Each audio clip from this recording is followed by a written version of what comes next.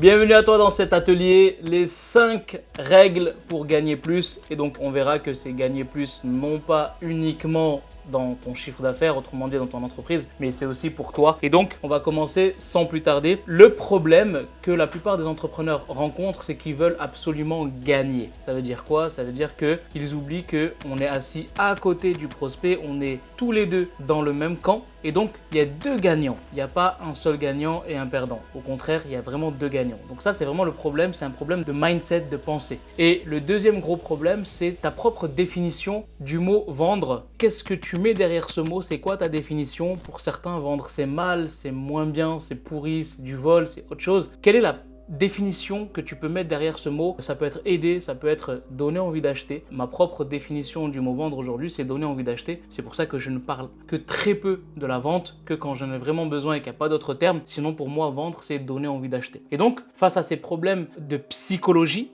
on va voir justement les 5 règles qu'on va traiter ensemble qui vont te permettre vraiment d'en savoir plus. Juste avant, qui suis-je? Donc moi je suis Rachid Akbal, je suis Head of Sales chez Coleman Publishing, qui est une entreprise d'accompagnement des professionnels de l'accompagnement à vivre de leur activité. Mais je suis aussi coach en psychologie de la vente. Autrement dit, mon métier à moi, c'est de te faire sortir de la vente et de te faire rentrer dans ce qu'on appelle le donner envie d'acheter. 2 400 000 € encaissés à ce jour sur 2024 et l'année est encore loin d'être terminée. Aujourd'hui, ce qu'on va voir, c'est quelque chose qui va te permettre de comprendre que le savoir-être, c'est plus important que le savoir-faire dans la vente. Et pour ça, on va voir les 5 règles ensemble. La première règle, c'est que tu n'as pas besoin de script. Pourquoi? Parce qu'un script va te robotiser. Autrement dit, quand tu prends un script dans la vente, parfois tu es bloqué parce que la question sonne faux, parce que la personne a répondu quelque chose, mais toi, en fait, ta question suivante, ça va dans une autre direction. Et là, tu commences à te retrouver perdu, en panique, en stress. Et il n'y a rien de pire pour bafouiller, pour commencer à rentrer dans des délires et surtout t'imaginer t'inventer une vie, tu perds le contrôle, game over. Donc moi, ce que je te recommande dans un premier temps, c'est de déchirer ce script, de le mettre à la poubelle et de prendre une feuille où tu vas noter une trame. La trame en 6 étapes, on va effectivement balayer ensemble ces 6 étapes-là. Et quand tu vas noter cette trame, tu te dis en fait tout simplement que mon appel, s'il dure 30 ou 45 minutes ou même 1 heure, doit suivre cette trame. Et surtout, c'est pas grave si le point 4 se fait avant le point 2 ou le point 6 se traite avant le point 3. Le prospect ne sait pas que tu as une trame à suivre. Toi, ça te permet surtout en fait de garder en tête que tu as 6 sujets qui sont importants et que tu vas poser des questions pour traiter ces différents sujets, cette trame, de la manière la plus naturelle possible. Autrement dit, je ne vais pas noter des questions, je ne vais pas avoir un script mot pour mot de ce que je vais dire. Je vais écouter pour comprendre et non pas pour répondre. Et le fait de comprendre va me faire rebondir et me faire dire des choses naturellement qui sortent de moi-même et non pas d'un script qui a été écrit par le loup de Wall Street. Non, je plaisante. Par X, Y, Z. Donc pour ça, la première étape de cette première clé, c'est la connexion. Et pour ça, la connexion, attention, ne tombe pas dans une connexion pareil scriptée ou à la mode commerciale. Alors bienvenue à toi dans cet appel, il fait quel temps chez toi? T'as mangé quoi à midi? Il y a quoi comme événement? Non, rentre pas dans des délires de dingue. Fais une connexion simple, propre. Baptiste, bienvenue à toi dans cet appel. Le but, c'est qu'on puisse rentrer dans le vif du sujet. Je vais avoir des questions à te poser. Le but, c'est de comprendre un petit peu ta situation, voir où tu en es, vers où tu veux aller, voir comment je peux t'aider. C'est OK pour toi? Carré, professionnel, rapide, droit au but. Tu peux rajouter une petite question si vraiment la personne en visio, elle a un tableau derrière elle qui est beau. Tu lui dis franchement, je kiffe ton tableau, ça passe. Mais attention à ne pas rentrer trop dans le friendly. Deuxième étape que tu peux noter sur ta feuille pour cette première clé, c'est le cadrage. Tout ce qui ne se définit pas finit dans une pente infinie. Et pas de cadrage amène justement un plan d'action flou, amène à une connerie précise. Autrement dit, je dois cadrer mon temps, cadrer comment ça va se dérouler, demander le tutoiement si la personne me vous voit d'entrée de jeu pour détendre l'atmosphère. Il faut que la personne, elle sache comment l'appel va se passer. Et ça, en 30 secondes, c'est bouclé. Mais le fait que tu ne le fasses pas amène l'appel dans une autre dimension, soit amicale, soit de négociation, soit autre chose. Donc, ça peut faire tout simplement, Baptiste, écoute, je vais t'expliquer comment va se dérouler cet appel. On va en avoir pour 30-45 minutes au niveau du temps, c'est bon pour toi? Oui. Ok, je vais te poser quelques questions. Le but, c'est de comprendre ta situation, voir un petit peu où tu en es, vers où tu veux aller et savoir comment je peux t'aider. Si c'est le cas, je te proposerai un deuxième rendez-vous où là, je t'expliquerai comment je fonctionne, comment je travaille. Si c'est pas le cas, je te dirai clairement, qu'on soit vraiment dans la transparence. C'est OK pour toi? Oui. J'ai cadré, peu de temps, clarté, fluidité et on peut avancer. Troisième étape, ça va être la découverte. Alors, note juste découverte sur ta feuille, c'est la troisième étape et c'est celle qui représente plus de 50% de l'appel. Pourquoi? Parce que c'est là où je vais m'intéresser sincèrement à mon prospect. Il y a des sous-étapes. Dans cette étape-là, je vais te les donner bien sûr. Ne t'attache pas à ça. Attache-toi surtout à comprendre que tu dois t'intéresser sincèrement à ton prospect et ne pas juste avoir des informations de manière stratégique. Ça veut dire quoi? Ça veut dire que quand on s'intéresse au prospect, généralement, c'est pour savoir s'il a une douleur, c'est pour savoir si financièrement c'est OK, c'est pour savoir s'il est décisionnaire. Oui, c'est vrai, mais pas que. Tu es un créateur de relations de confiance. Aujourd'hui, tu n'es pas juste expert dans ta thématique, tu es aussi créateur de relations de confiance et ça passe par poser les bonnes questions et s'intéresser sincèrement à ton prospect. Si tu ne le fais pas, le transfert de certitude ne va pas assez se véhiculer et à la fin, en fait, tu vas te recevoir avec c'est trop cher, je dois en parler ou tout simplement en fait une fausse excuse, tout simplement juste pour quitter l'appel parce que tu as été tellement gentil avec lui ou ta sympathie a débordé sur ton empathie et ça lui a pas donné en tout cas envie de te blesser en te disant non. Il va te dire je reviens, mais la personne qui reviendra, c'est sûrement pas elle. Troisième étape, la découverte. Je t'invite à respecter le principe du 80-20, autrement dit à passer 20% du temps à parler et à laisser 80% parler ton prospect. Pourquoi? Parce que plus tu vas le laisser parler, plus il va t'apporter des informations, plus il va t'apporter de la clarté sur sa situation, sur son point de douleur, sur ses solutions en tout cas qu'il a déjà essayé, sur énormément de choses. Donc dans cette étape de découverte, il y a des sous-étapes comme le premier point de cette troisième étape que tu dois noter sur ta feuille, c'est de découvrir sa situation actuelle ou sa situation désirée. Autrement dit, il y a des personnes qui sont attirées par, des personnes qui sont repoussées par. À toi de savoir quel type de personne c'est, est-ce que sa douleur est assez profonde. Toujours pareil dans cette même étape de découverte, quel est son niveau de motivation et d'engagement? Est-ce que c'est quelque chose qui veut vraiment solutionner ou est-ce que c'est quelque chose qui est secondaire? Une personne qui te dit « Ah moi c'est important, j'aimerais bien trouver une solution maintenant », à toi de rebondir en lui disant « Alors est-ce que maintenant ça veut dire maintenant ou est-ce que maintenant c'est maintenant dans 3 mois, dans 6 mois, dans 12 mois ?» D'accord? De clarifier sa motivation. Le troisième point de découverte, après la motivation, bien sûr, c'est son environnement. Et est-ce qu'il est décisionnaire? Autrement dit, est-ce qu'il est soutenu, est-ce qu'il est épaulé dans son environnement? Est-ce qu'il prend des décisions seul ou pas? Donc c'est vraiment quelque chose sur lequel tu dois poser des questions pour clarifier. Et enfin, le quatrième et dernier point, c'est de comprendre un petit peu son niveau de conscience, d'état d'esprit sur l'investissement pour solutionner ça. Est-ce qu'il a déjà essayé certaines choses? Ça lui a coûté combien? Est-ce qu'il a prévu un montant d'investissement pour se faire aider? Donc voici les 4 points de cette troisième étape. Une fois qu'on a passé cette troisième étape de la trame, la quatrième étape, ça va être les domaines de vie. Ça veut dire quoi? Les domaines de vie, c'est une étape où on va faire prendre conscience à la personne que sa situation actuelle a un impact sur différents domaines de vie. Autrement dit, il y a plusieurs domaines de vie, on va se focus sur 5. C'est la santé, les relations, les finances, les loisirs et la spiritualité. Donc on va prendre juste ces 5 domaines de vie et de lui poser une simple question. Dis-moi, aujourd'hui, ta situation dans laquelle tu es aujourd'hui, quel impact elle a sur ta santé? En fonction de la thématique, tu vas trouver le moyen de rebondir là-dessus et de trouver en fait une question qui va te permettre de découvrir quel est l'impact. Par exemple, ça me crée du stress, le stress, ça m'empêche de dormir, le stress, le fait que je stresse trop, je suis plus le même avec ma partenaire, du coup c'est vrai que ces derniers temps on est en froid. Ok, donc là tu m'as parlé sur le stress, donc sur la santé, la partie relationnelle, qu'est-ce qui fait que justement il y a des engueulades plus souvent? Pourquoi? On va rentrer dans la profondeur des choses. Et je vais vous expliquer plus tard pourquoi c'est important de traiter les domaines de vie, parce que les personnes ne sont pas conscientes que leur douleur principale ou leur situation désirée a un impact direct sur leur vie en général. Ensuite, la 5e étape, ça va être de projeter la personne et de faire ce qu'on appelle un coup d'inaction. Alors, je vais juste m'arrêter ici. Dans cette première clé que je te partage, qui est vraiment la partie de la trame, l'étape 1 à l'étape 4, on peut s'arrêter dans ce qu'on appelle l'appel de découverte. Là, on va rentrer dans la 5e et la 6e étape, c'est l'appel de closing. Donc si tu as un process en 2 étapes, tu peux t'arrêter là pour l'appel de qualification et les 2 dernières étapes, tu les fais en appel de closing. Et la transition, elle est toute simple. Baptiste, aujourd'hui, je vois que tu as un quoi? C'est ta zone d'expertise, c'est ton talent, etc. Tu as un pourquoi aussi, c'est que tu veux vraiment aider les personnes à développer leur chaîne YouTube. Et aujourd'hui, j'ai l'impression qu'il te manque le comment. C'est comment justement tu vas pouvoir rendre ça possible, comment tu vas pouvoir mettre ça en place, etc. Écoute, ce que je te propose, c'est qu'on puisse se fixer un 2e rendez-vous. Je vais t'envoyer quelques ressources à regarder. On se fixe un rendez-vous dans 48 heures, je t'expliquerai comment on fonctionne. Et là, j'ai booké mon deuxième rendez-vous avec Baptiste, où là, je vais faire effectivement mon étape 5 et mon étape 6. Donc l'étape 5, ça va être la projection et le coup d'inaction, où dans cette projection et le coup d'inaction, je vais projeter Baptiste dans une situation désirée et je vais faire derrière un petit coup d'inaction. Alors attention, s'il vous plaît, dans ce 5e point, par pitié, ne faites pas comme les closers qu'on voit sur le marché. Et s'il n'y a rien de tout ça qui se passe, Baptiste,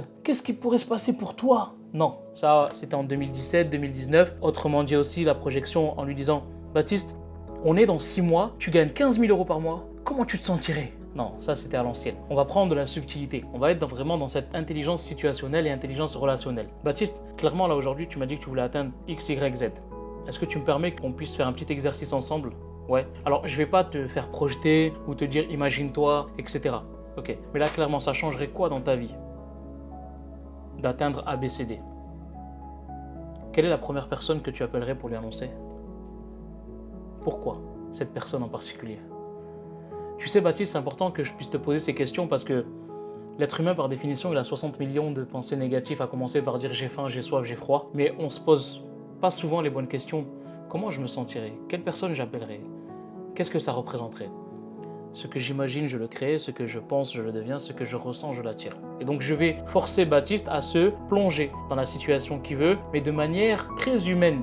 Et non pas agressif ou vendeur de rêves, vendeur de tapis. Une fois que Baptiste a pris conscience de ça, là je vais tout simplement faire ce qu'on appelle un coup d'inaction. Et encore une fois, le coup d'inaction, tu peux ne pas le faire en fonction du niveau de la personne. Si la personne elle sait très bien qu'elle a besoin de passer à l'action, tu n'es pas obligé de le faire.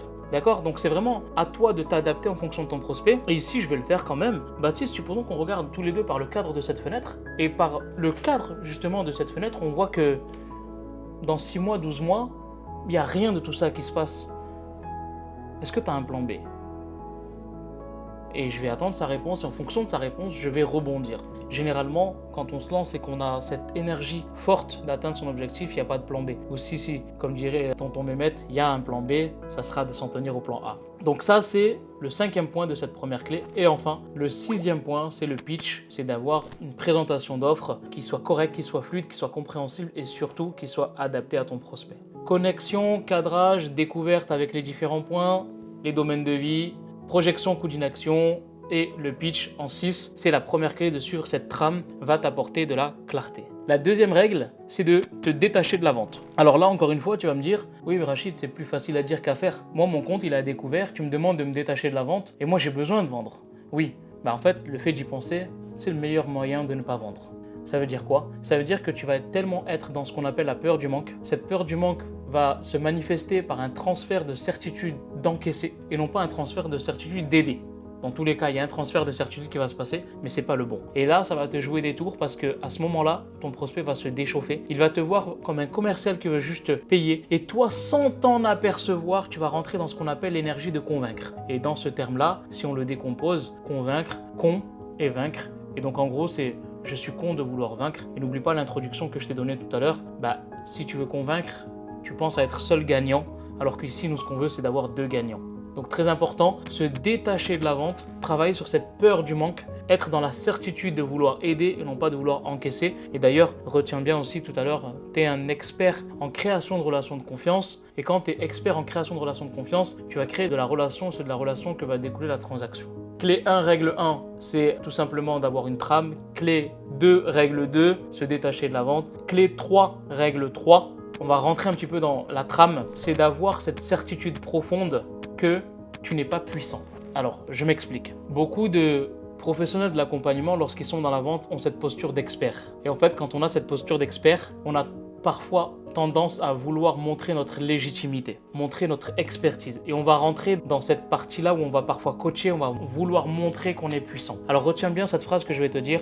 La personne qui veut paraître puissante n'est pas celle qui le montre, mais celle qui fait prendre conscience à ton prospect que lui, il est puissant. Et c'est comme ça qu'elle te verra toi comme puissant. Autrement dit, je ne sais absolument rien. J'utilise ce qu'on appelle l'art socratique. Je vais t'amener avec un cheminement de questions pour prendre conscience que aujourd'hui tu peux vraiment y arriver. En gros, c'est j'ai plus confiance en toi que ce que toi tu as confiance en toi. Donc n'essaye pas de paraître comme le puissant ou l'expert, mais va plutôt comme Socrate, je ne sais absolument rien et je veux découvrir. Et mes questions vont t'amener à prendre conscience de certaines choses et c'est comme ça que le prospect te verra comme quelqu'un dont il a besoin. Autrement dit, Si on doit résumer cette règle 3, clé 3, je sais absolument tout, mais je sais absolument rien. Autrement dit, je vais poser des questions même si je connais les réponses. L'art socratique. La quatrième règle, donc règle 4, clé 4, c'est de prendre son temps et c'est une chose qui est très sous-estimée. Pourquoi? Parce que généralement, tu vas vouloir aller vite à partir du moment où tu as 1, 2, 3, 4, 5 feux verts. Fatale erreur. À ce moment-là, tu peux penser que la vente elle est acquise. Tu peux penser que le prospect il est complètement in et c'est la meilleure manière en fait de casser la relation de confiance et de te retrouver à la fin avec une objection du style je vais réfléchir. Pourquoi? Parce que c'est pas parce que ton prospect te montre patte blanche que ça veut dire que c'est patte blanche. Tout le monde est un mytho jusqu'à preuve du contraire. T'as un process qui est clair, suis-le jusqu'au bout, prends ton temps, respecte la trame en 6 étapes. Pourquoi je te partage ça? Parce que j'ai beaucoup d'entrepreneurs qui viennent vers moi et qui me disent « Ouais, mais je comprends pas, tout était in, mais pourtant la personne n'est pas rentrée dans mon programme. » Et en fait, il suffit juste que je regarde les 15 premières minutes de leur appel, que je m'aperçois qu'on est passé de l'étape 1, 2 à l'étape 4, on a sauté complètement l'étape 3 qui représente pourtant 50% de l'appel. Donc prends ton temps. C'est pas parce que la personne elle te paraît qualifiée et prête à démarrer que tu dois griller les étapes. Ne fais pas ça, ne fais pas partie de ceux qui veulent précipiter les choses, fais plutôt partie de ceux qui vont prendre leur temps parce que tu es un élément déclencheur de sa transformation et ça nécessite du temps. Ok, donc vraiment, cette quatrième règle, je t'invite vraiment à en prendre conscience que c'est l'une des plus importantes. Ne grille pas les ailes, avance doucement, prends ton temps. Et enfin, la cinquième et dernière règle, cinquième et dernière clé, c'est d'avoir cet art du traitement des objections. Alors c'est vrai que dans la vente, on en parle beaucoup. Traiter les objections, il faut savoir traiter les objections. Moi, j'aimerais savoir quoi dire quand on dit ça et quoi dire quand on dit ça. En fait, si tu penses comme ça, c'est la mauvaise direction. C'est pas parce que moi je réponds d'une manière au traitement des objections que tu dois reprendre mot pour mot ce que je dis. Peut-être que mon énergie n'est pas similaire à la tienne. Peut-être que mes valeurs ne sont pas similaires aux tiens. Peut-être que ma personnalité ne te correspond pas. Ainsi de suite. Donc c'est très important de prendre vraiment conscience que le traitement des objections, il faut comprendre le fonctionnement du traitement des objections et ne pas essayer de reproduire ce que tu vois chez X ou Y personne, même si tu l'estimes beaucoup ou tu as beaucoup d'admiration pour lui. Pourquoi? Parce que sinon tu vas forcément ici tomber dans ce qu'on appelle le biais du champion. On reviendra sur ce biais-là peut-être un autre jour. Donc, la manière de traiter l'objection, tu as une méthode à suivre, c'est la méthode CQC.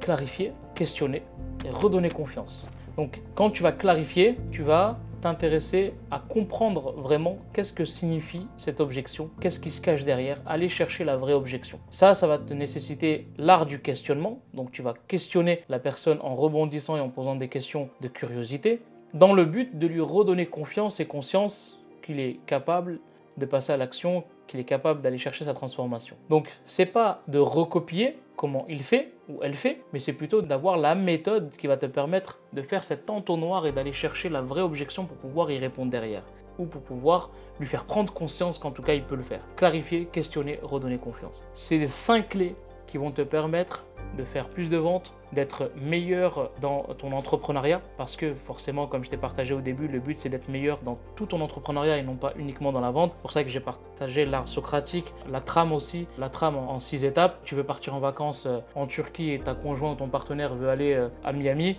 tu déroules cette trame en 6 étapes, c'est la même chose. C'est du closing aussi. Donc tu vois, c'est pas forcément pour générer du chiffre d'affaires, mais c'est vraiment dans ta vie de tous les jours. C'est pour ça que je dis souvent que la vente, c'est un savoir-être avant d'être un savoir-faire. C'est ce savoir-être plus 20% de savoir-faire qui va te permettre vraiment en fait de développer ton activité. Juste une dernière chose, tout ce que je te partage ici dans ce plan d'action, donc dans ces 5 règles qui vont te permettre de gagner plus, ça peut aboutir sur des oui. Et dans ce cas-là, si tu as des oui dans des appels de vente, ça va te permettre de faire grandir ton business. Mais tu peux aussi recevoir des non, des refus, des non. Sache que chaque non te fait grandir toi. Et on apprend plus des non-clauses que des clauses. Ça sera tout pour cet atelier. Les 5 règles qui vont te permettre de gagner plus en vente, mais aussi dans d'autres domaines. Tu vas sûrement trouver en bas, à droite, à gauche, le lien d'un atelier beaucoup plus long et beaucoup plus complet sur le process donner envie d'acheter, l'atelier complet. N'hésite pas à cliquer dessus, à prendre le temps de le regarder. Pour ma part, si tu as des questions ou quoi que ce soit, tu sais très bien où me contacter. Il y a un petit pouce aussi en dessous. N'hésite pas à liker, à donner de la force et je te retrouve prochainement. Salut à toi.